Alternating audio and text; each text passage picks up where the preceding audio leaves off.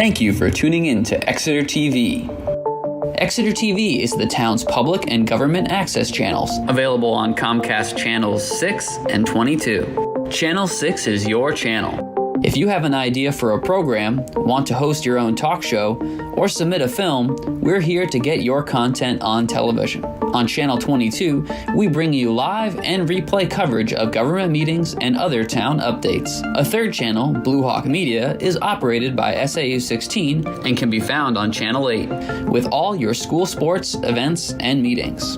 You can watch Exeter TV online at exeternh.tv, Apple TV, and on Roku. Find us on social media for extra content. Subscribe to our YouTube channel and hit the bell to get notified about live streams and new content. Tune in to our platforms every other Friday to watch the Exeter Bi-Weekly Report with recaps of recent events, updates from town departments, and messages from nonprofits in your area.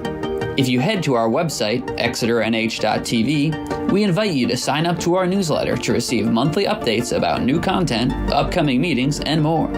We'd like to thank you for taking the time to watch Exeter TV and hope that you tune in to our other content as well.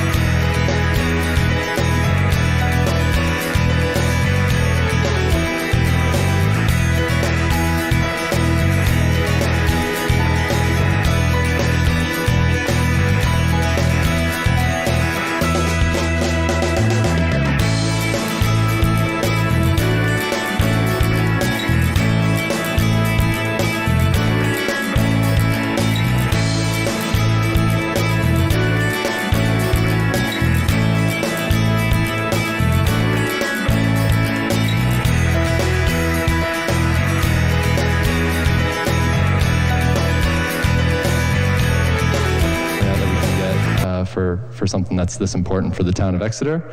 My name is Evan Drew. I'm the project manager for the study commissioned by the town of Exeter related to downtown parking, traffic, and pedestrian movements. This is Jessa Berna. She's one of our senior planners from Stantec. And on the call today is Dave Sharples, town's planner. He's not well today, so we'll be leading the presentation, but he's on the call in case there's any more specific town questions here as well. So we can get started. So this is public meeting number 2 for this project. We had a public workshop now back in early October. It's tough to remember what month it was because it was like 85 degrees and sweaty, but we had a very good turnout. We had 30 people show up throughout the day providing some thoughts of some of the work we had done. That public workshop was to share results from a parking study we had been conducting throughout the town in September. We did it on weekdays, weekends, just to monitor overall utilization of the parking through downtown. That's kind of the first phase of this project. We then were seeing if it's the appropriate inventory, and then we also shared some of the results of the survey that was released about how people move through and park into downtown. So we will have some of that kind of going over some of the things that were found for that part of the study. And then that information was then fed into the recommendations, the draft recommendations you'll see tonight. These are still draft. This is an opportunity for the public to share comments and ideas and additional notes, additional recommendations for the town. This will go into a draft report that's then shared. We'll have another meeting in front of the select board, knowing that we've had public input on that, and then it'll be finalized and sent to the town, and that kind of completes this phase of the study. So again, as the agenda is today, we're just going to overview some of the parking information that we shared in the public workshop, and then we're able to churn through some of the data a bit deeper, including some of the utilization of both public and private parking spaces throughout the downtown area, as well as its turnover and utilization, turnover in specific areas. Then our overview of some of the traffic and pedestrian safety and circulation items that we didn't have ready for the first public workshop, and then followed by the draft recommendations. This is our schedule. This is the project schedule, highlighted here by the dashed line in December. We're in public workshop number 2. This is to represent, we still are coming up with a draft report, and we will present that to the select board likely in January. So throughout the entirety of this project, we've been meeting regularly with town officials to go over delivering items, sharing data, sharing some of our recommendations, even in anticipation of today's meeting. We've always had these goals. So we've established these project goals since the beginning, since we kicked it off with the town back in June. So first is to create a comprehensive inventory of the downtown parking. Second is to assess how we can better support long-term economic vitality through the downtown, through not necessarily adding spaces, but how can we manage the space for long-term parking through downtown, generally improve the traffic flow and safety, convenient and safe pedestrian and bicycle connections through the downtown, connecting where people are parked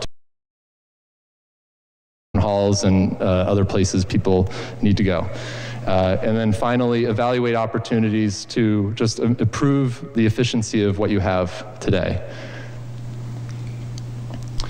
So this is an overview of the general parking that was collected in our data collection. So our study area for the downtown core is highlighted here in the dashed area.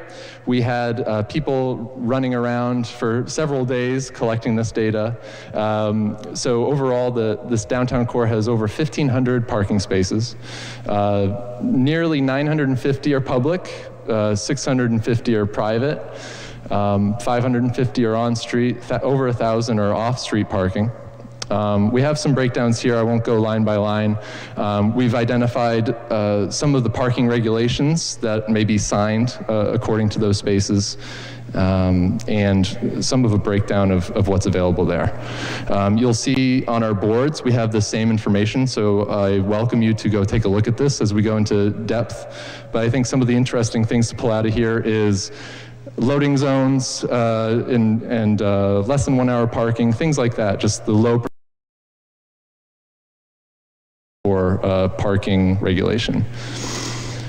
So of the over 500 on-street spaces, 65% aren't signed, aren't regulated, so we have better flexibility to use those efficiently, given some thought and analysis. Some of the public facilities, some of the lots aren't visible from the street. There's not really any signs or real guidance to get people to those parking spaces. That likely attributes to people kind of recirculating through the downtown trying to find a space when they may not know the lot has existing capacity.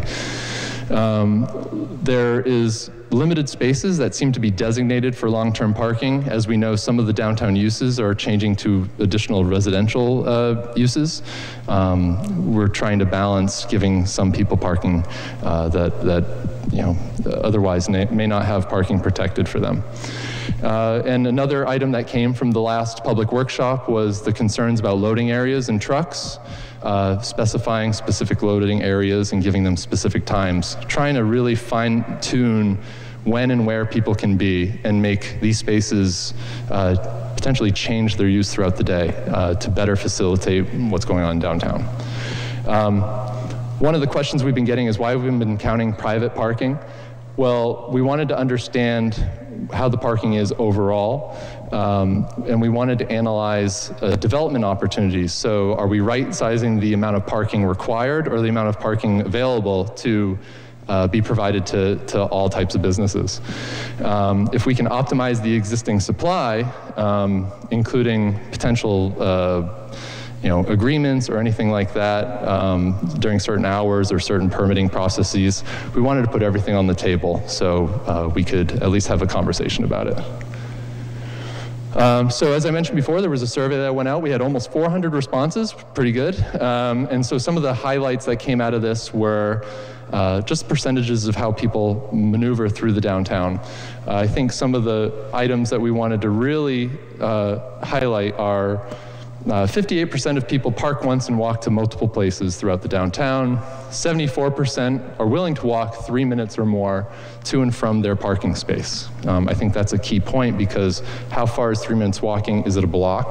Can we get people to park a block away and not have to circulate to the front of the businesses? The two preferred downtown amenities that people requested in the survey were safer crosswalks and more parking. And when asked if there were congestion issues downtown, we received about 50-50. So 50% of people thought there was major congestion issues downtown and 50% didn't believe so. So as I mentioned, we've had people rolling through downtown back in September at certain times throughout the day to see how occupied most of these spaces are. We broke them down pretty detailed, some lots depending on the regulations provided, so that way we can get even more fine-tune of where people are parking and when. So we started Thursday, 6 in the morning. Generally, you would expect residential parking. The map on the right, which you'll see and we have on the boards here, they're broken down in colors based on how they're utilized. 0 to 30, 80 to 90%. This is how full they are in that period of time.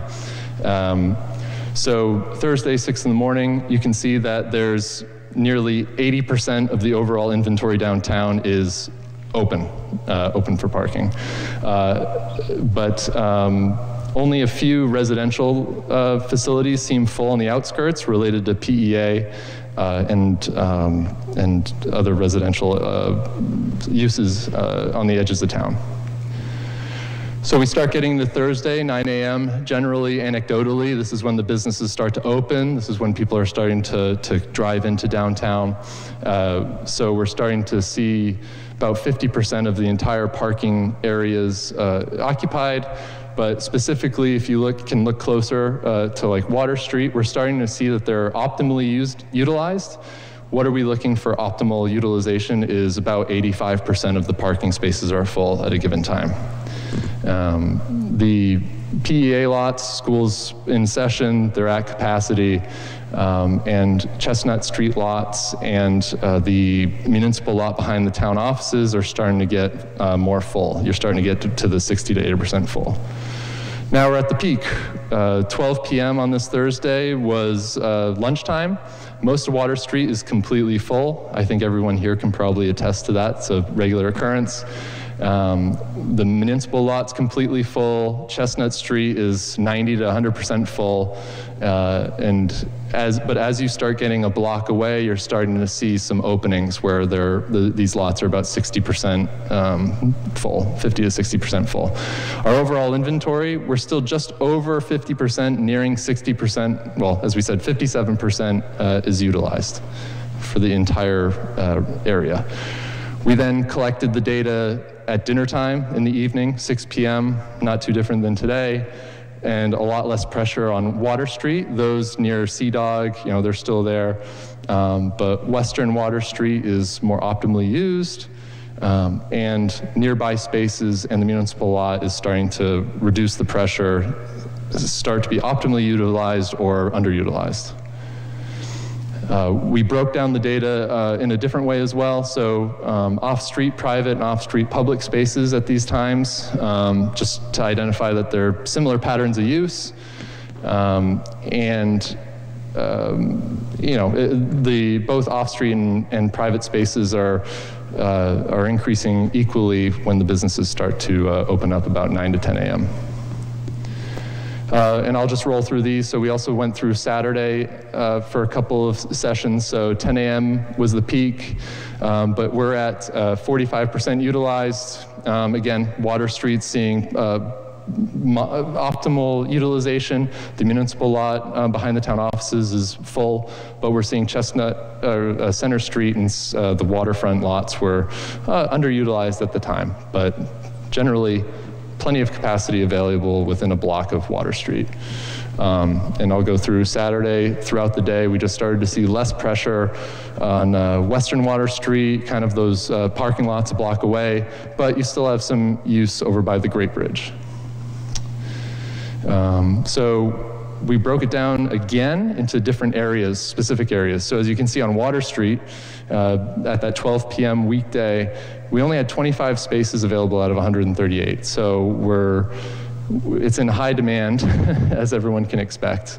But as we compare that to some of the other areas, like other public parking spaces and private parking spaces, we're about 50% full of those. That leads back to what we were talking about why did we collect private parking, or the parking even further outside of downtown, is to show that there is some opportunity to move people a little further away from Water Street and that there's availability. Generally, we were just mentioning there's more than enough supply from what we could tell. It's generally less than 60% of the total capacity of the downtown. But the high utilization is concentrated to Water Street and then the lots, as you could expect.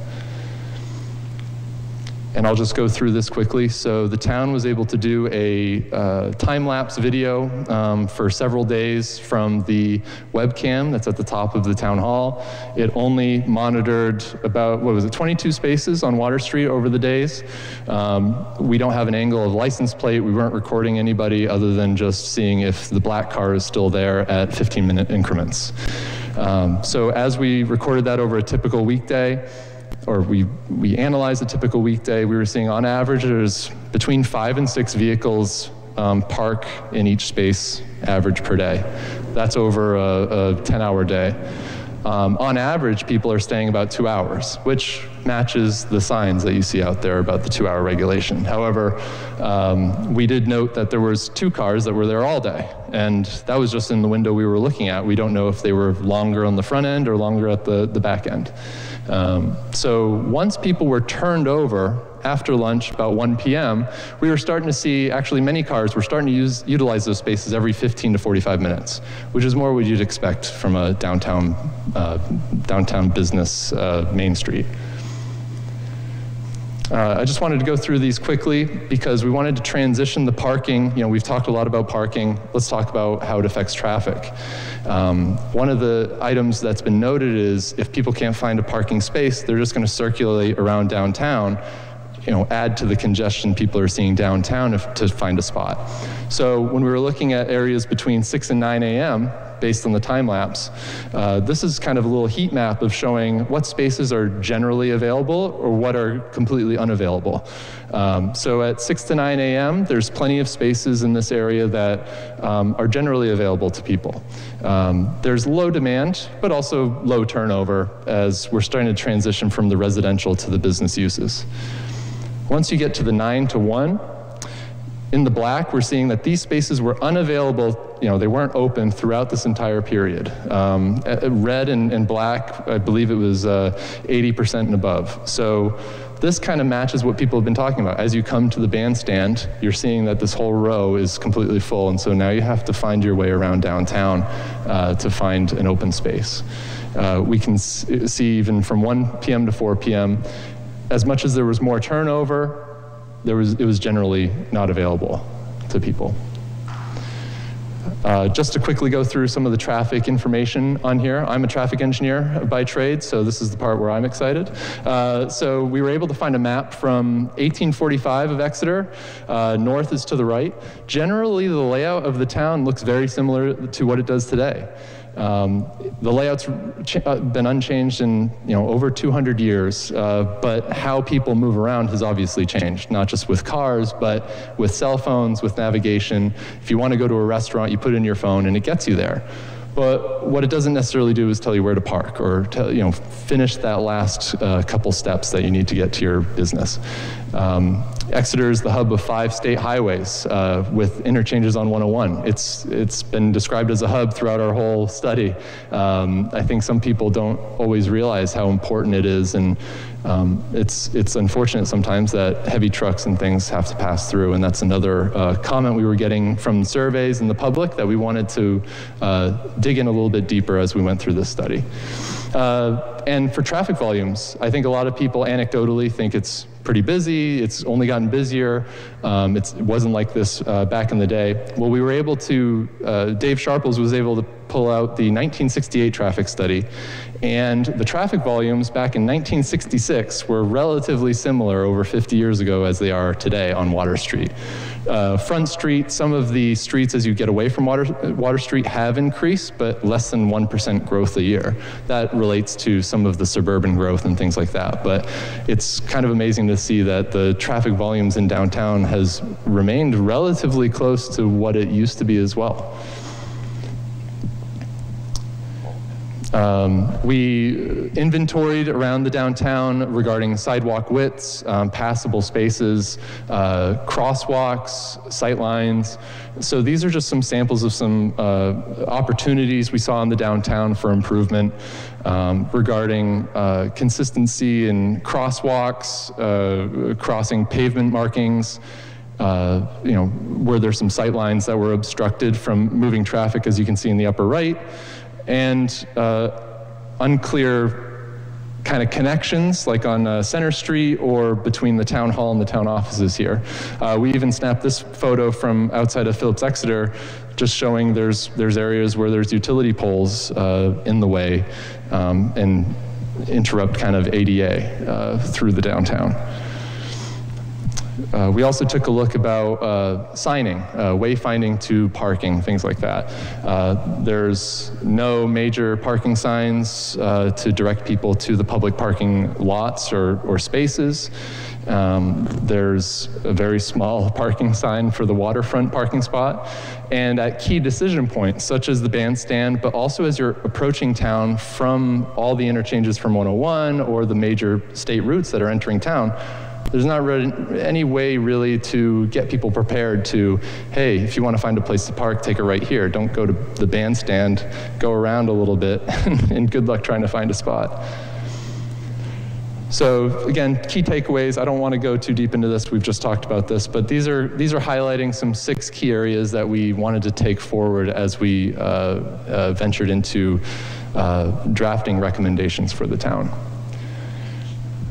So these are, so didn't mean to just skip right into it, but so based on the data, based on the survey, based on kind of crunching the numbers, based on discussions with what has been already previously discussed at several planning studies that have been conducted from the town over the last few decades, we present to you these draft recommendations that at the end of this, we're hoping we'll get some feedback on, things we should be looking at, things we should be catching up with. So I'll hand it off to Jessa. So our first recommendation is share private parking supply. We have found in our experience that being able to partner with willing private property owners who may have vacant spots in their lot can be an excellent and easy, efficient way to increase the public parking supply. An example I have in another community I worked in is a bank, for example, that closed at 5 p.m. That lot was just sitting empty. So the bank made a deal with the town where that parking could become public parking when the bank was closed and no one was parking there anyway, in exchange for having their lot plowed. So it was a pretty low-hanging fruit, easy way to just increase that supply when property owners are interested in making that deal. So pretty low-hanging fruit, easy to implement, and something that a lot of other communities in southern New Hampshire have taken advantage of. And I can add to the anecdote of that. There's a church in Meredith, New Hampshire. Meredith is a popular tourist destination. The church is busy for 3 hours on a Sunday morning, so they made an agreement with the town. They had an agreement about updating their pavement, their signing, giving some guaranteed spaces to the church for normal operations throughout the day, but they have an agreement for plowing, things like that. So some of these agreements can happen and can be written up. So it was one of the first things we wanted to take a look at, judging from the utilization numbers we were seeing. Yeah. Our next recommendation is to establish some short-term parking spaces as well as some loading zones. One of the things we heard particularly about businesses on Water Street is it can be very hard to get merchandise. There isn't a lot of designated loading zones throughout the area, so they end up taking up parking spaces or not being able to find a place or blocking traffic. This can be done maybe have one per block. They can also be time limited if there is a certain time, like oftentimes deliveries come in the morning. So it could be a loading area in the morning, and then when more customers are in downtown, it could convert just to a regular parking space. There's also an opportunity to have more short-term parking, like 15 minutes. Some businesses, like a coffee shop or a chocolate shop, are very conducive to that quick in and out traffic. And for people driving through that want to go to those businesses, it really doesn't make sense to circulate and find a spot. Like oftentimes people will be like, I'll just skip my coffee and be tired all day. But if there's a way for those businesses to petition to the town to say, we have this demand for a 15-minute spot outside our business, having that process in place can be very successful and help have those quick turnover locations in key destinations that are like tied to the current use of the business. Our third recommendation is introduce paid parking.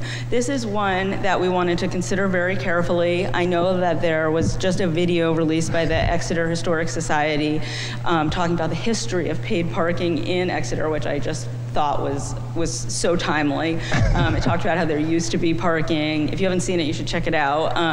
There used to be paid parking on Water Street, and it like paid for itself basically. But then as people started driving out to the malls more and the meters became into disrepair, it wasn't cost effective, so they were removed. Well, after doing our utilization analysis, we believe that bringing back meters may actually be a good way to not only generate a little funds, but also to help with that sort of wall of cars that we see on Water Street right now, to allow there to be more turnover, which is just great for businesses. There's so much parking available within a 3-minute walk of Water Street that people that don't want to pay have a lot of opportunities to go to different spots, but having some people choose to not pay and go other locations opens up some spots for people that want to run into a business or don't know their way around and just want to go shopping. They're willing to pay usually. If you're out of town, it's more local people that know the community, that know how to kind of get around it. So we found this to be a very effective solution. We were suggesting using smart meters, which are kind of the best of all worlds. They're a physical meter. At each spot, you can put coins in it, but you can also pay by credit card at the machine or also pay by app. So it allows for a lot of flexibility. And a lot of times there's opportunities to work with a company to install these meters with little to no upfront costs. So it can be like a percentage of the revenue goes to the company that's managing it. So something to consider. The other location in the town that also had a lot of parking utilization was that municipal lot behind the town offices. And we suggest maybe considering that for future for future paid parking, just because it is somewhere where you might want to see a little more turnover. But we're recommending kind of hold off on that. If you remember back from the survey, most people that we surveyed said they parked in that municipal lot when they came into town.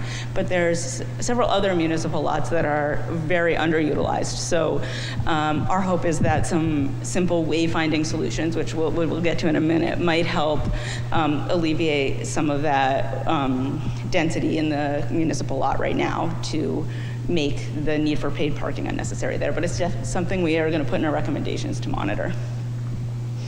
And as I was just saying, improve wayfinding signage. As Evan mentioned earlier, there is not a lot of signage for where to park when you come into town, especially if you don't know the area. And usually navigation systems will take you right to the center of town, and you'll look on Water Street and not know where to go.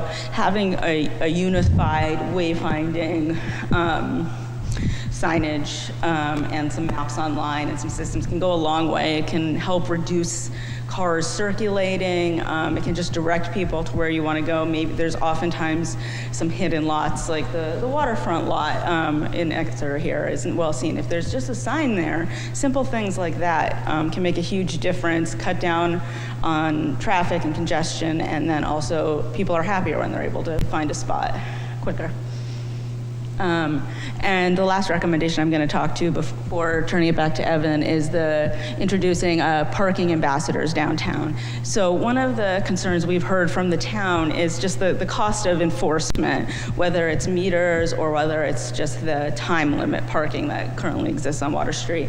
Having an ambassador program is a good way to bring in community members. It could be volunteers, or it could be PA students, it could be an internship program. These can be people that can not only enforce the parking, but they can also be a friendly community face that can advise people on where to park, explain the rules, make suggestions, offer like businesses to visit, and just sort of be a part of the community, a sort of interactive member that's not just like giving you tickets, but also is a friendly face downtown. And it's also just a good way to have more community involvement in general. So something to consider. Thanks, Jessa. So as this was parking, traffic, and pedestrian connections, so we've talked a lot about the bandstand. We've heard a lot in the surveys. We've heard a lot in our first public workshop. We've watched it ourselves. I saw a poor group of people playing Frogger to cross a dark street to get to the beautiful bandstand. So we threw together a concept based off of some of my traffic analysis, based on some traffic volumes that are available from New Hampshire DOT. The current way the bandstand operates is the stop control from the west, free flowing from the east, and a mix of stop and yield control coming from the south. There's sightline issues due to the bandstand. There's a lot of pavement. As people are entering the intersection, like I said, there's a lot of pavement which people have to cross. There's some issues with identifying who's got the right of way. If someone's stopped here, but there's free flowing traffic trying to take a left, and there's someone already stopped on the other side of the bandstand that you may or may not see, who has the right of way? We were able to analyze that doing an always stop control condition operates effectively. It's a level of service C, so there's some delay, but what an always stop control would do is it gives everyone an equal opportunity to enter into the intersection. By doing an always stop like this, we're able to cut the intersection down in size. There's a lot of pavement out there to work with, which you can't really feel based on how hectic everyone feels as they're driving through the downtown. So if you're able to tighten up that intersection, well, what can you do with that extra space? We were able to mark up pretty effectively a general concept of the town of Exeter taking back their downtown. I mean, giving some sort of town center green space. It's a way that we can accommodate more beautification kind of elements of the downtown, but also incorporate some of the safety and traffic operation implementation to improve the downtown. We're throwing that up there as a concept. It's something we've talked about with the town. We've shared some of the pictures, but it obviously needs to go through the right steering committees, the right engineering, outreach. There's a lot of abutters. There's a lot of people who will have thoughts about this potential concept, but we wanted to put it out there as a recommendation as the whole goal of this study is to not just come up with cool ideas to throw on the board. One of the final elements of our scope of work is to do actionable items within a certain time frame. So as part of our recommendations, we will start putting cost and time constraint, or some element of how far out should you start thinking about some of this stuff. Obviously, this is a more long-term approach, but as we've discussed with the town on several of our meetings, there's funding out there, federal, state, there's ways that can help with this type of work. Things especially that will cater to improved pedestrian crossings. Some of our crossings we've identified here include the, whether they include the reflective beacons or the rectangular flashing beacons you see at PEA or not, there's just ways to identify safer crossing areas for pedestrians. There's ways to consolidate some of the parking, improve some of the green space and sidewalk space. So there is funding available to improve some of that stuff, but it still needs to go through feasibility study. It could even go through some demonstrations. There's ways you can pilot things with some cones and some paint pretty cheaply and see if it's effective before going all out, changing drainage, going deep into the soil. This is just another view of what we've looked at. This is with some numbers available. Parking is a major issue, right? And we've talked about it, but there's some additional capacity within 3 minutes of the downtown that we expect could absorb this. So something like this would net lose some parking spaces, but in conjunction with some of the other regulatory items we were talking about short-term parking, this is in front of the town offices and the town hall and the bank. Maybe this is short-term turnover kind of stuff anyway. But in general, this is a way that we can consolidate all the issues we've kind of identified here and can see a value added for something like this. Number 7, so again, from the survey and from our first public workshop, we noted a lot of people were complaining about the trucks passing through downtown. It's the hub. You have to get from 101 to some of these places, and you have to go through some of the downtown areas.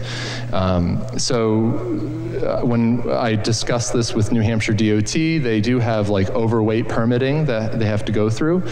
And the town can review that. They can be a reviewer on that. But besides that, other than very picky enforcement, there's not really any way to change that too much, except for coming up with a new truck routing plan.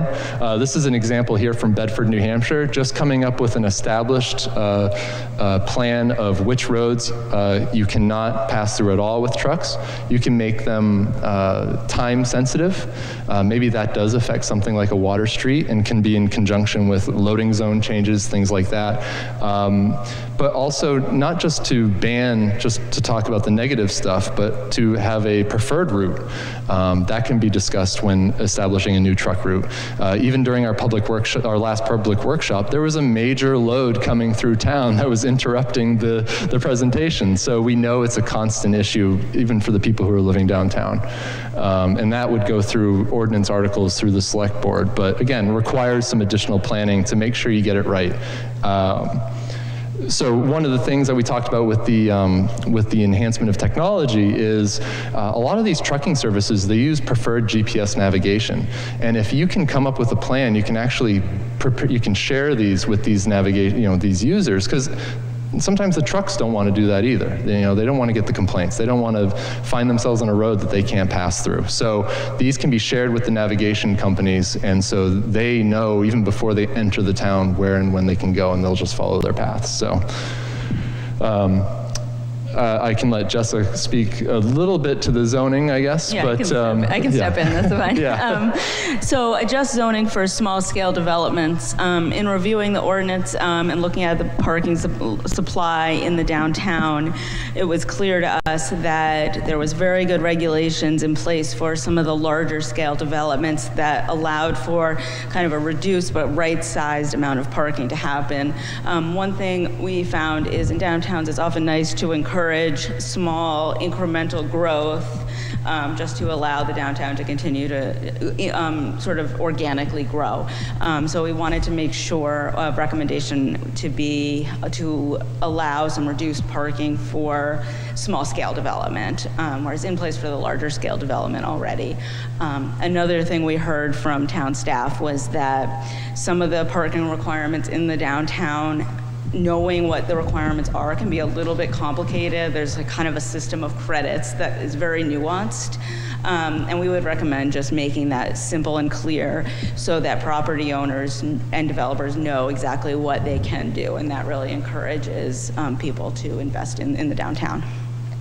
Thanks, Joseph. So one of the things that was brought up even on the initial kickoff of this study from town officials was winter parking. We're in the winter parking ban right now, so from midnight to 6, is it 6 or 5? I forget right now. 6, you cannot park on a city street. If anyone remembers last winter, there was hardly any measurable snow events, and a lot of people were wondering if maybe that is the right approach to do a full ban. It's simple, but we were wondering if it's the right approach for the town, especially as Jessica was mentioning, the organic growth through downtown. Some of the projections of growth in the town is residential. Where during winter storm events, where are these people supposed to park? In the black and white on the right, you can see the current parking plan for winter overnight parking. In Exeter, it's kind of covering up one of the locations, but other than the municipal lot and a newly the Center Street lot is going to have some spaces, or they're working on it. The 2 other parking spaces are out by the railroad. As you have people moving in some of these new condos and things on the 2nd and 3rd floors of the buildings, where are they supposed to go? If they don't get to the municipal lot in time, do they now have to go and into the Lincoln Street area and trudge their way back to their house? So we were looking at some of the neighboring communities and some farther off communities like Lebanon, New Hampshire, and I threw Portsmouth off there, but there were some thoughts about how Portsmouth does their business in the last workshop, so we'll stick to Lebanon. But again, it requires some planning. Maybe there is specific lots that are given specific opportunities, but also the cleanup. Maybe having specific, even months, get the even side of the road. So just ways to manage the space. This requires a lot of planning and interaction with DPW, because obviously they're the ones doing the work. So not just to put plans together, but a lot of the communities are putting a web page out. They are using the cell phone and email notifications to tell people when a winter ban is coming and to make these changes to their parking behavior. So we're still working on this, but again, it's something that will affect a lot of, especially new growth in the downtown. And in general, we've been talking about multimodal improvements. As we mentioned before, I shared a lot of pictures about encroaching sight lines, some issues around some curvatures. So there is incremental improvements that can be done. The town has already done some of that with some of the recent sidewalk work, but it's things like bump outs, bringing the beginning of a crosswalk further into the road, since you do have parking here, so you have a little bit of space to get people in the eye line of approaching vehicles.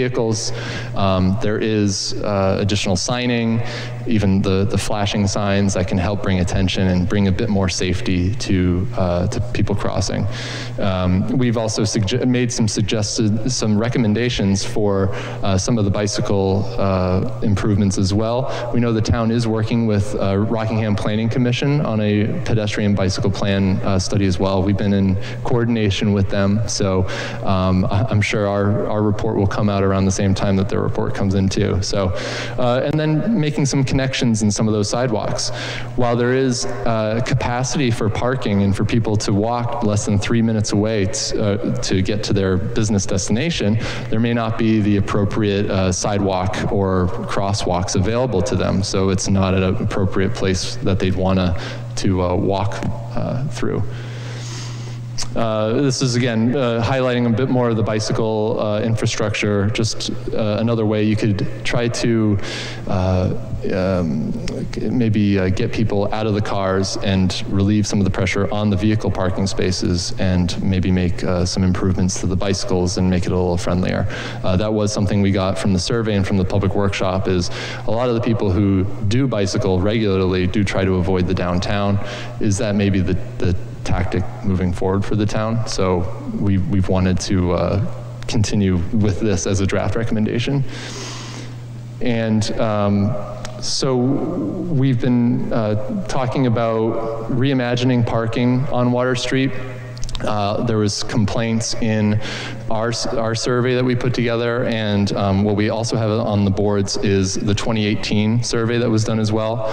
A lot of complaints regarding the angled pull-in parking, and the congestion and the safety issues related to backing out of those spaces and lack of visibility. So we threw together, again, another draft concept of converting those to parallel parking spaces to improve some of that interaction between vehicles and the pedestrians and whatnot, and giving some additional sidewalk space for the people.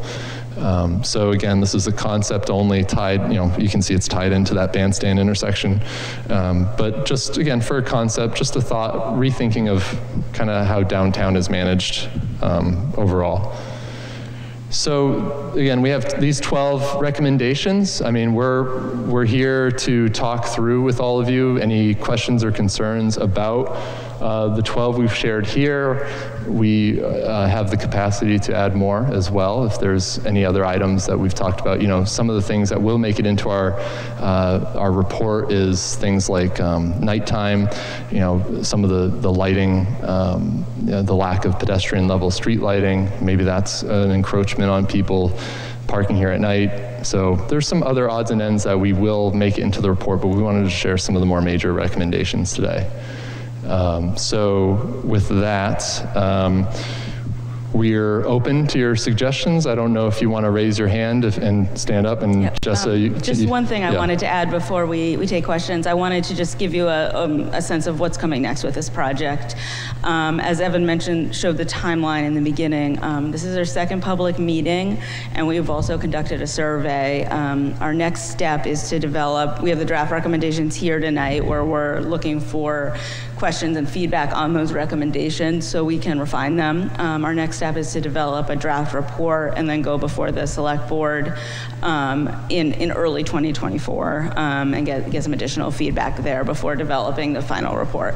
So that's kind of like where we are in the project, probably about 2/3 of the way through. And this is our second meeting that is just solely for this purpose. Our third meeting will be a select board meeting. Yeah, we wanted to go in front of the select board with, they want to see that the public's been involved and that you've all been heard before they start seeing it. So that's why we're having this here. And so we're happy to answer any questions. I think we will bring a mic to you to ask a question just for the recording.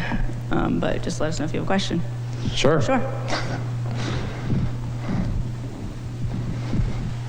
I have a question in reference to the afternoon meeting we had back in October. Yeah. For everyone in this room, that historically Water Street was Franklin Street. And I noticed your little drawing on slide number 3. You extended that parking only to Water Street. If you call it up. Yeah, I'll have to go back a few slides. So slide number 3, you were saying? Well, you had number 3. Number 3 recommendation, sorry. Yep.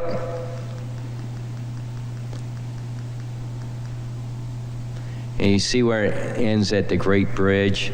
Yes. That should extend, I think, at least 120 feet down Franklin Street. Okay. Thanks for that feedback. That's very helpful. Is there any other questions or comments from anyone here? Yeah. Hello, thank you for your presentation. It's very interesting. With the metered parking, in communities that you've worked with that are perhaps thinking about adopting or have adopted, who do you see enforcing it? And do you see any communities using ambassadors, and is that effective? Are they giving out tickets? How does that work? More importantly, who is typically enforcing? So it depends on the community. Can you go to the parking ambassador? I think it's number 5. Yep. Oftentimes with meters, it's a little easier to enforce than time-limited parking, because time-limited, you have to verify this the same car. Where with a meter, you can just be like, is it red on the meter, and just do a walk by. So in some communities, it can be police. It is a low enough level, crime, where a citizen can be sort of deputized to do that enforcement, or a part-time staff. It can also be through one of these parking ambassador programs. The case study that we're familiar with is in Pittsfield, Massachusetts, where they used students to do that enforcement on a part-time basis. And I think also, one thing that we found is people are much more likely to, even without much enforcement or regular enforcement, stick to a meter limit. A lot of times, you'll just obey the meter more than the 2-hour parking, because it's kind of a little more arbitrary. You have to keep track of it, where if it's a meter and you have an app and it kind of notifies you. So we often find a little bit less enforcement is needed. Yeah, I think some of the goals is to not discourage just because pay parking is, we want to discourage people to come there. So, we've had quite a few conversations with the town, and we had a meeting with some of the downtown business owners, including the police, and it's an opportunity to just for movement, for the downtown vitality. There will be plenty of opportunities for free parking. So when we mentioned the smart meters, some of the technology with the smart meters now is they have detection in them. So they can record not license plates or specifics, right? But are people it'll actually say how many people are staying over their time, things like that. And so it doesn't just spit out a ticket, but it's data, it's information for the town to go, you know what, this part of Water Street, everyone's kind of going over that time, so maybe we kind of go over there and just make a presence or something like that. There's kind of a lot of soft enforcement that can be done rather than having a badged it's just a way to keep it positive for the downtown. And again, that's what the ambassadors are for. They're not just to see if you've paid. There's a lot of people in this community who wouldn't download an app to do this. I mean, Keene has an app only. It's tough. I had to download the app. Oh, you have to pay a fee. But with some of these smart meters where you actually pay with cash, it's not disabling to others who don't want to do that. So it's kind of equal opportunity for people. So actually, we can speak a little bit, and maybe Jessica has some history in this too, but so a lot of the questions that have been made too about pay parking is, where does the money go? I think sometimes people think it's just money that's going to a slush fund for the town's use, but there can be downtown community, I forget what the name would be, to specify that the money raised from this parking is, on Water Street, could be for Water Street, could be for enhancing the trash cans, the beautification, the upkeep, things like that. So it's more localized to the area. Yeah, it's like downtown betterment districts, for example, where that money has specific uses to focus on the downtown for those uses Evan just mentioned. It also is a opportunity to pay for someone to do enforcement, kind of just in a very literal way. I know that's something we're hearing in the town right now, is they don't have the resources to do that enforcement. So it's then a revenue stream to help support that. One of the things that came from the video was the town had to pay for the parking meters initially for them to be installed, when nowadays, with the technology and everything associated, we're hearing that the vendors, again, low cost or no cost, can, it's a place where they can install their stuff.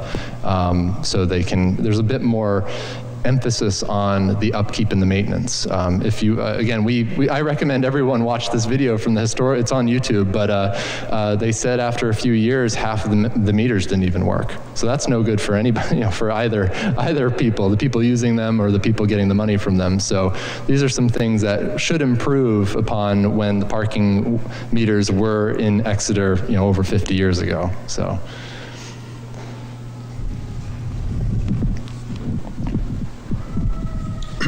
Hi, Rustine, Town Manager. So I just wanted to state that while people are here that we do have a transportation improvement fund, so we have a mechanism for moneyed revenues to come in via meters if that were the case, and we can create opportunities that way.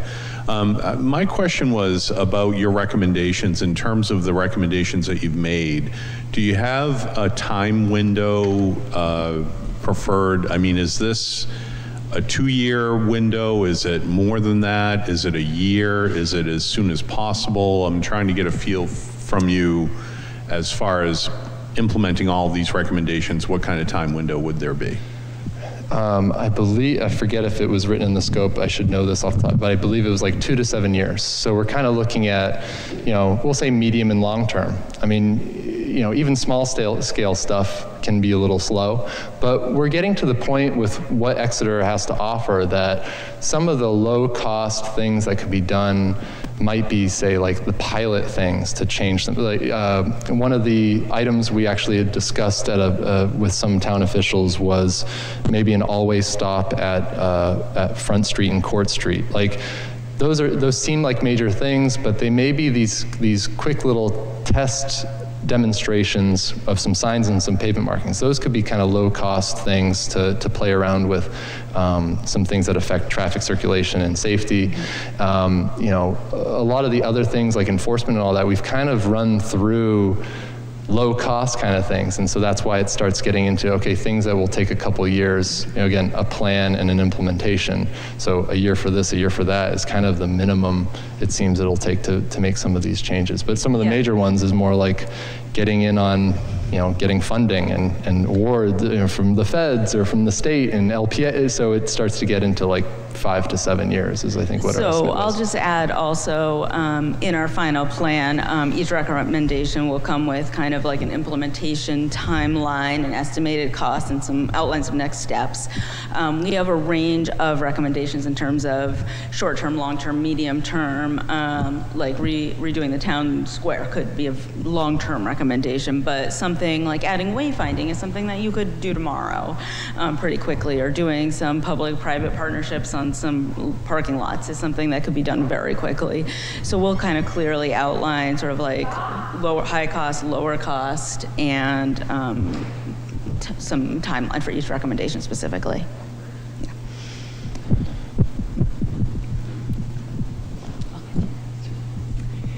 I'm just wondering if there's any consideration for the residents on Water Street versus the businesses. As a new resident, I don't want to take up a business parking space, but I'm not really sure if you guys considered anything with residents. Like, are there stickers, or is there something where can we go?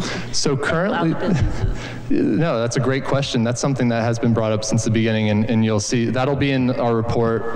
We didn't present it here, but kind of revamping some of the permitting, right? There's very limited permitting opportunities, stickers right now for the town, but we've been in discussion with the town about stickers for employees, a pay parking. Okay, a lot of the people like the chocolate store, the bookstore, the employees have to find a place to park too. So do they pay, so there's some of those things that kind of need to get balanced out.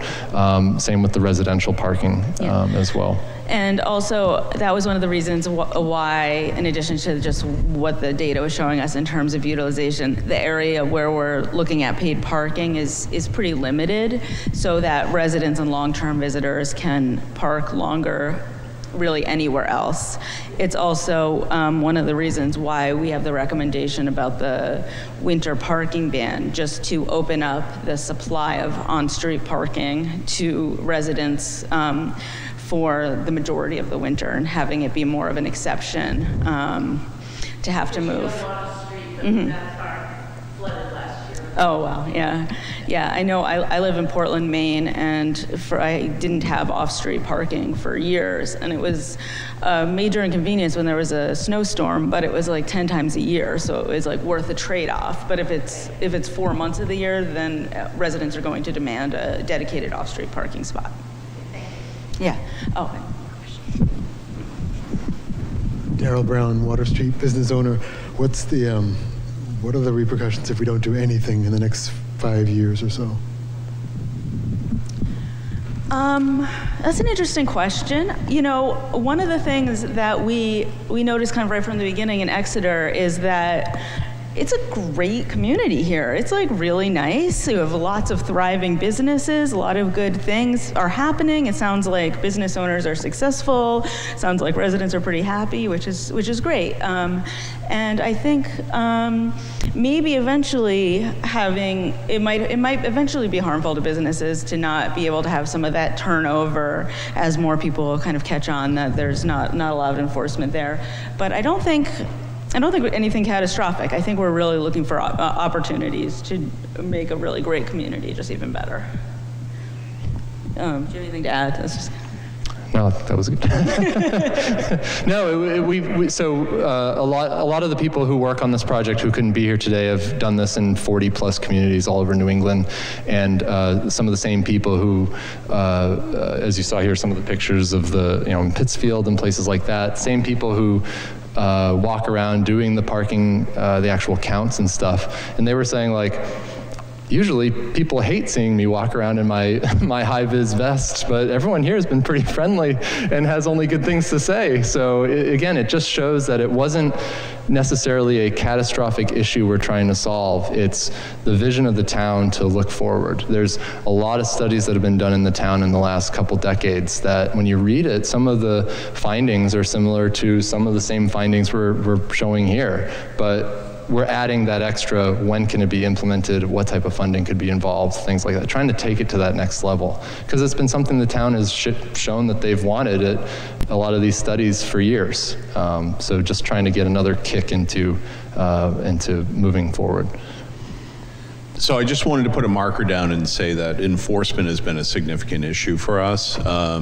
It's not that we're not enforcing our parking regulations. We are enforcing probably 90% of them, but the timed parking issues are one, that's an issue that's come up with our police department and been front and center in the past year or two in terms of how we are going to enforce that. And that is something that people need to take note of, and it's a significant issue. And so as part of any parking plan, the select board is going to have to address that particular issue along with our police department. So hopefully we can come to some terms on what that solution is. So I know that somebody asked about what if we do nothing, and I actually don't think, I think doing nothing isn't an option for the near term. I think we need to do something, and so I appreciate the recommendations that you made.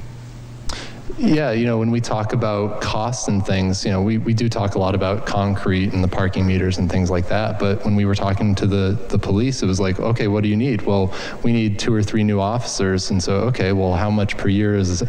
Oh, that's, $150,000 a year. Okay, well, $150,000 can buy you quite a bit of infrastructure. So I'll jump in on that and say that the chief's opinion, and I agree with him, is that police officers should not be enforcing parking. Yes. It's not a good use of their time. It is costly. There's a premium to it. And if we're going to enforce parking the right way, we need to do it through a civilian mechanism. Yeah.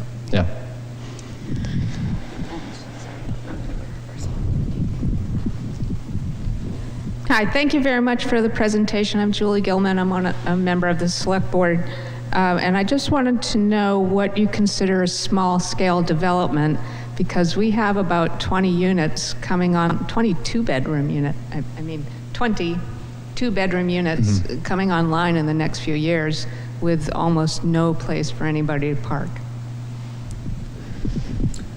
So in that recommendation of the zoning, really small scale development is we're talking like 1 or 2 units. It's things that do not meet the threshold to need to go to the planning board, basically. Site plan review, you were saying, process. right? Yeah. And a lot of times those are individuals that don't have the big teams to do the projects. They're sort of like more homeowners or business owners that are looking to expand or something like that. So just to sort of like open up more equity and access to the process. So just to piggyback on Julie's comments, can we go to one of the last recommendations where you have a view of downtown with the parallel parking? Mm-hmm. So I think between this sort of vision and then the spaces that we would lose if we adopt the town common, which is awesome, by the way. It seems like we're up over maybe around 40 to 50 spaces we lose, or was that too many? We had the numbers. So 33 and 8, yep. So we're 41, right? So knowing that we have development coming into town, that we haven't necessarily said you need to find more spaces for your people to park, is it really prudent or even realistic for us to be taking spaces away? And did you know that? I guess, the development that's coming. And then 2, if you put parallel parking on Water Street, some of us are good at parallel parking, but not everyone is. So what happens to the traffic trying to go up and down Water Street while I'm trying to get myself into a parking space parallel, just from a congestion standpoint? So a couple things in there. Yeah, I think in terms of congestion, I think it depends on your community, but generally, the pulling in is easy. The pulling out's hard. Parallel, it's kind of more even on each side. I think Rockingham Planning Commission in one of their studies the last few years, they even thought, hey, what if we did back-end angled parking? But it's some of the same issues. You just have it on the front end instead of the back end. It's really about like sight lines. Your mirror, the Dutch reach to like look out. Like that's pretty effective ways of seeing where you're going to reduce those kind of conflicts. That's, I think, just, maybe it's also, you can see sort of highlighted here in blue, it's kind of a reorganization of more specialized parking, like handicap parking. It's kind of, there's communities that are thinking about electric car charging specific spaces. So obviously this is a significant change in the face of the downtown, which again, we have as a recommendation, but as we said, everyone's pretty positive about it. But it's thinking, all right, well, as these things start coming online, what if there's all these electric cars? So it's just reimagining, some of the other uses that would be parking there as well. Sorry, go ahead. Yeah. Sorry, yeah. Quickly on the parallel parking, I would say that it's also a good traffic calming mechanism, is having some parking going on in there, where there was kind of a concern at our last meeting in particular about high traffic speeds. So it does help address that. And in terms of the net loss of parking spaces, we're very aware of some future development, and in fact, we hope for more. We've done a lot of number crunching and really determined that there is the current parking supply in the downtown to be able to accommodate this loss of spaces and still not put a strain on the existing parking system. And in our report, we'll have a little more detail on some of that math, but nothing we're proposing would exacerbate the problem one of the problems we're trying to solve. And I'm happy to kind of discuss more of some of those details with you, but that's kind of the basis, where there is kind of an oversupply of parking right now that's kind of feeding into that. Our recommendations report will include a parking demand model that we're working on. It's currently going through its quality control process, but looking at the land uses of the downtown area and general guidance on the peaks and the valleys of all the different uses, putting them all on a timeline, from midnight to midnight, and right-sizing the parking related to the inventory you have. Again, it's part of that right sizing we keep talking about. So I know we keep saying, oh, you have plenty, and we have the numbers, 50s, but in our report, and it will be ready for the draft, the draft in front of the select board, we'll have this really mapped out, really graphically inclusive of all the uses that currently happen in downtown, and from some of the input of what's coming in the future. Some of the recommendations are already underway with some of the zoning changes and things like that. So yeah, they're on our recommendations. The town's already taken that and started running with it, so on their own without needing us. Dan Chartrand. I also serve on the select board along with Selectwoman Gilman and Selectwoman Belanger back there. I wasn't expecting the elimination of the angled parking, but I'm glad to see it included in the report. I think the angled parking creates significant congestion, far more than parallel parking would do if we went to that. I love the emphasis on more bicycle and pedestrian safety. I love the inclusion of wrapping the town hall and the bandstand into a single kind of unified town common. I think that's fantastic.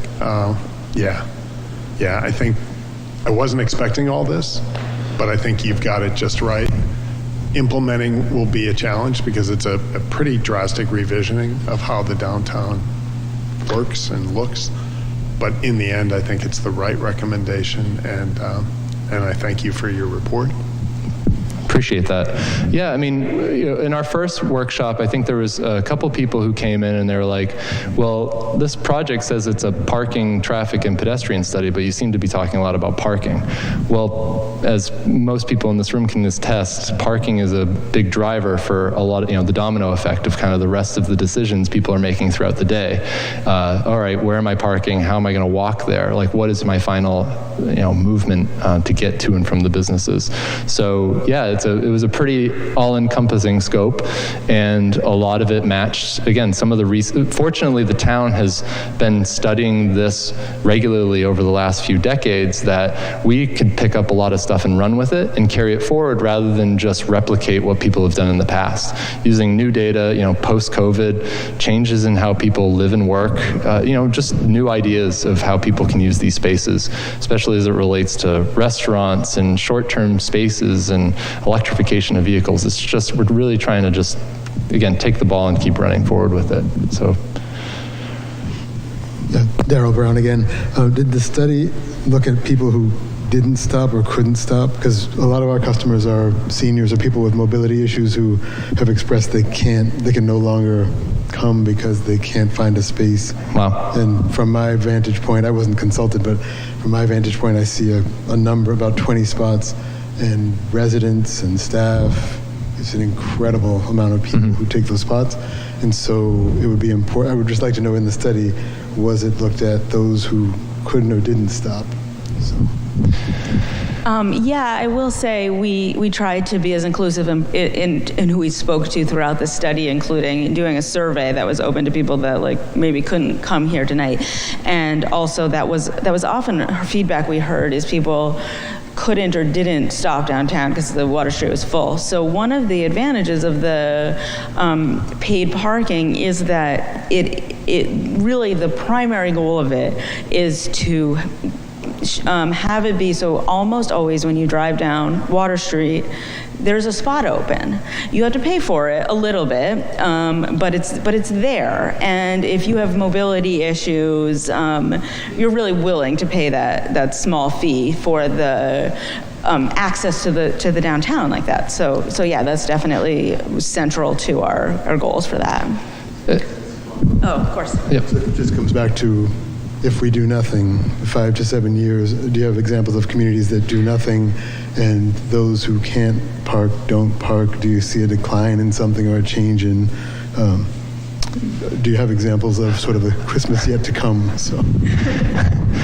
I don't have an example of do nothing because usually there's something that pushes for something like this to even get a little bit done. So, but we'll definitely get back to, we'll include examples. I think that's key. You know, we've shared examples of some more specific items, but we'll make sure to talk to our team who, you know, work on a lot more parking studies than I do and see kind of some of the down the line what's happened 5 years later at some of these places. But in addition to, you know, the potential customers who don't come down, and we saw that in the survey, I was going door to door, you know, not door to door, but every other door.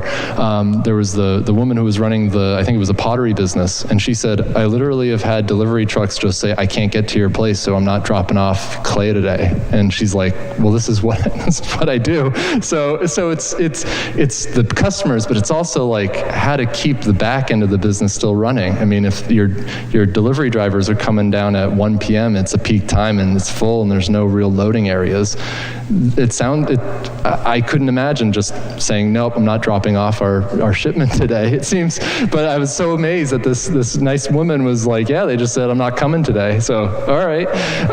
So that was one of those on the day of the public workshop. We tried to really pay attention to the truck uses and really started to get into time of day improvements. But yeah, oftentimes it can be hard to find the case study for do nothing to present the data, but I think that is a very good point that we should emphasize that if we have this problem right now, it will be exacerbated over time, and to just make that point that being proactive and making that change will open up the community to people where it's currently not accessible to.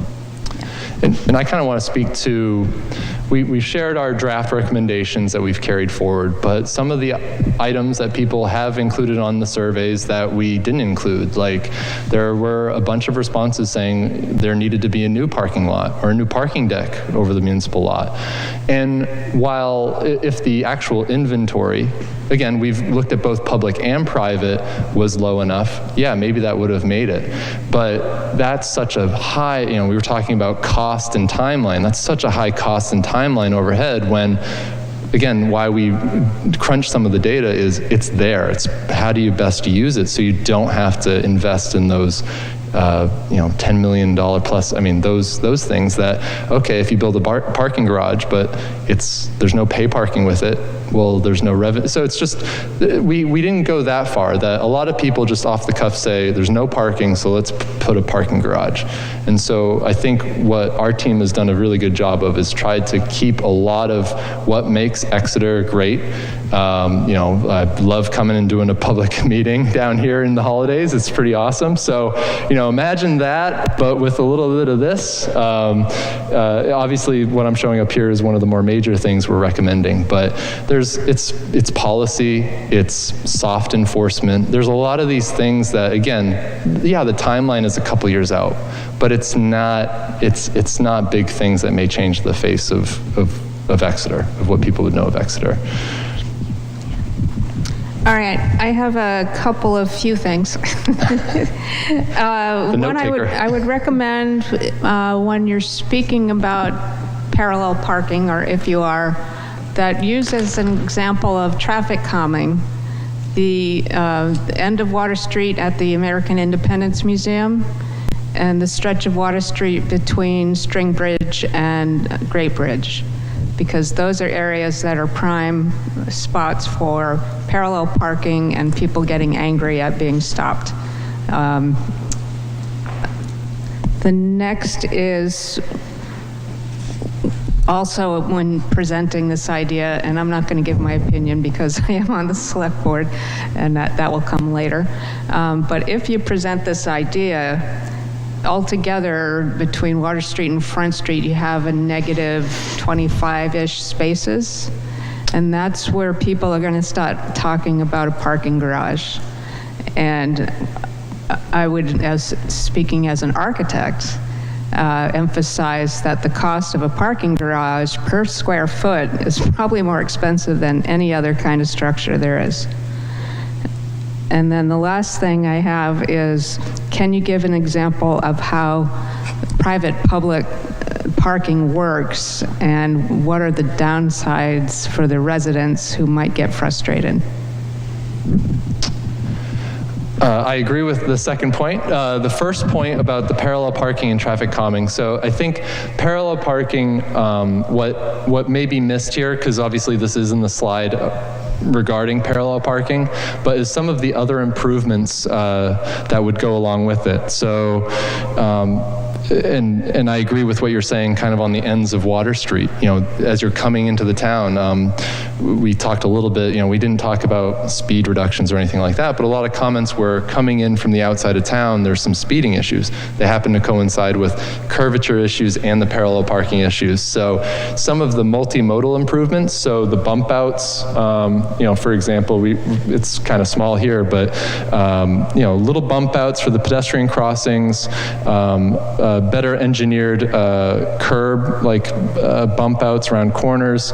You know, this is obviously bandstand, but if anything was pursued future, what's happening over by Sea Dog or over by the museum, we've shared that on previous slides with the town, and we'll have some other examples in the report. But just providing a bump out gives a little bit of protection for the parallel parking while also putting the pedestrian out closer to the road so they can be seen and the vehicles can be seen by the pedestrians. So, I agree with your comment. We should be showing some more examples of that. So we'll make sure that we have plenty of those in the report when it's pursued. And the third point was about. Sorry, what was the third point? Public-private partnerships. Oh, public-private partnerships. So I think that's where my examples that I've seen have generally been, like I mentioned at the beginning, like churches or you know, restaurants or whoever. Really, it's kind of specific times that they need it. I haven't really heard of kind of the mix with residential. I don't know, and Jessa, you may be able to speak to it. Yeah, so generally, like the examples we gave of a bank or a church, generally it is a pretty easy solution where a property owner who has excess parking is able to make that parking public for some or all hours, depending on what their usage is, in exchange usually for having the town put up some signs or do some plowing. So it's not cost-free to the community, but it is much cheaper than building more service parking or, as you mentioned, building a parking garage. And I don't really see much of a downside, though, because if a property owner isn't interested in doing that, they don't have to. It's just really business owners that are interested in making, you know, like it's kind of, for some it's like a why not, and for others, it's that, you know, that cost of plowing can make a huge difference to have that option. So I don't really see it being a very controversial recommendation. Yeah, we're right here next to the drive-through ATM of the Citizens Bank, and it's a lot of pavement, and you know, maybe there could be some discussions or something. Again, that goes a little further. I don't know all the intricacies of the legalities, writing up the paperwork.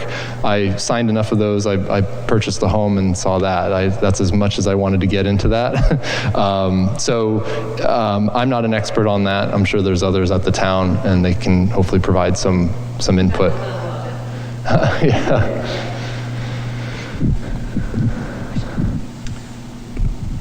Well, I'll make a comment in reference to that private-public, because the picture that you had, I have half those spaces under an easement, and there's no way I would get you involved in it. I mean, it's tough enough. It's like Russ mentioned, the enforcement problem is very significant, especially on a time basis that I don't think your calculations have looked into. Yeah, so that's great. That's a great point. You would be an example of someone not interested in having that public-private partnership with the town. So that's awesome. Yeah, it's not about, and so apologies that your spaces were on there as, hey, this could be a spot, but it was a great picture of the spot. But there's other, you know, it's not by eminent domain or anything like that. It would obviously be a careful agreement between the private owner and the public. It's just worth the discussion having, and sometimes knows the answer. Did we have any other comments or questions? We'll also mention after we wrap up here, feel free to take a look at our boards and ask us any other follow-up questions. So we'll be here. Very quick comment. Having grown up in Exeter, I'll tell you that the loading zone area has been a problem since the 60s, the 1960s. Yeah, there's a couple areas that loading zones were discussed, especially say in the morning in front of Sea Dog. That's right at the apex of a corner where people are swinging in, going across Great Bridge and going around that corner. A lot of anecdotal evidence of, people trying to avoid them running around in that area. The good thing about loading zones is, it's another sign. Yeah, it's a potential enforcement issue, but it's a good way to have a two-way agreement between the people making deliveries and, if there's unoccupied spaces most of the morning, then you can identify certain areas for that. And so you're not taking away from the available inventory for anybody, you're just using it more specifically. That also comes in on the other side where there needs to potentially be an agreement made. Some other communities like in Massachusetts have to do it in Cambridge and places like that where, hey, if you make a delivery, it's between 6 a.m. and 10 a.m. And after that, you can't come down this road. So, a bit firm, Cambridge can do that, but some of those types of discussions can be made. In reference to the Sea Dog, if you maintain the same directions on the one-way streets, I think you'd be well served to have a loading zone across the street from the Sea Dog. Okay. Do we have any other comments or questions? Yeah. Just because of my history, there may be studies or at least documentation on the String Bridge. In my growing up, it has changed directions from being one way to the other and also being two-way. Some people liked one, some people didn't, so just ask Dave if he's got anything about that. Excellent, thank you. We'll take a look at that. I think we did realize that it had switched directions in the past, so yeah. Yeah, well, no, this was great. Thank you all for coming. I'm glad we had this opportunity to kind of talk with you all. And we'll be here for another half hour plus. So feel free, like Justice said, we threw the recommendations in more generalized forms on some of the boards over there. We've shared some of the findings of not just the survey we conducted this year, but the results of the 2018 survey. So you can see any sort of comparisons between that. We tried not to duplicate their effort. We tried to enhance it, but they still came up with some interesting information. And then over on my right over here, we are sharing some of the utilization data throughout the day, so you can see, what's being used, what's available. They're color too, so you can see a little bit more of what's being utilized, overutilized, underutilized. So yeah, thank you all. Thanks for coming. We'll be around. So appreciate you coming. Thank you.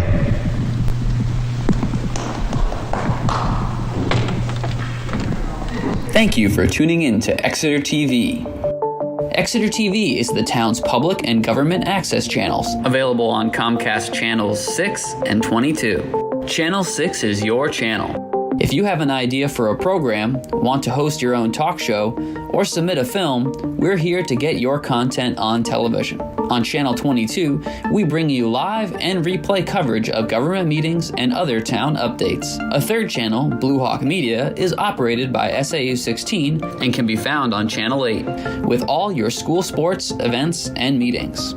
You can watch Exeter TV online at exeternh.tv, Apple TV, and on Roku. Find us on social media for extra content. Subscribe to our YouTube channel and hit the bell to get notified about live streams and new content. Tune in to our platforms every other Friday to watch the Exeter Biweekly Report, with recaps of recent events, updates from town departments, and messages from nonprofits in your area.